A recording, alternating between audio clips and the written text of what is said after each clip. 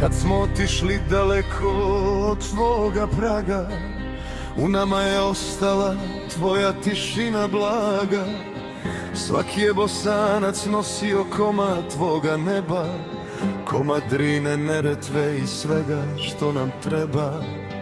Po tuđim gradovima rasuti ko sjene, tražili smo Bosnu u spomeni i pjesme njene. A onda si nas domovino opet sebi zvala, kroz glas zmajeva si nas sve zagrlila.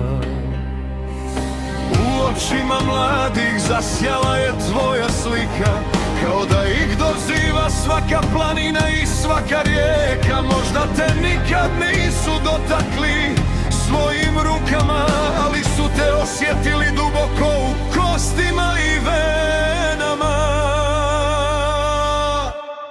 Bosno moja, nikad prežaljena, u svakom srcu vječno sačuvana.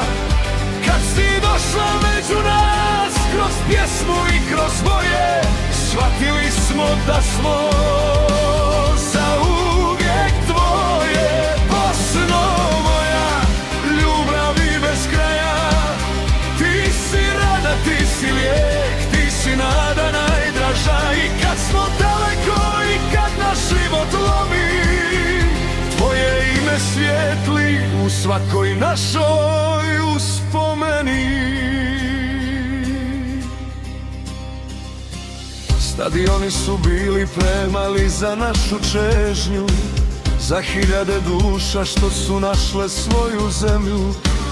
Pjevali smo kao da se nebo otvorilo, kao da se sve izgubljeno u nama ponovo rodilo. I svaki taj trenutak, svaka suza, svaki glas ostao je kao amanet između tebe i nas. Jer jednom kad Bosna u srcu progovori, više nema sile koja tu ljubav obori.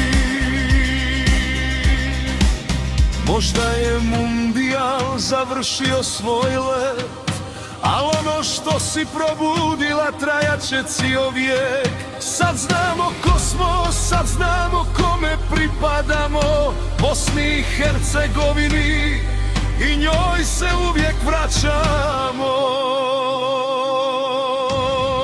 Bosno moja, nikad prežaljena, u svakom srcu vječno sačuvana. Zbog tebe smo postali jedno, jedna ljubav, jedno srce, jedno nebo.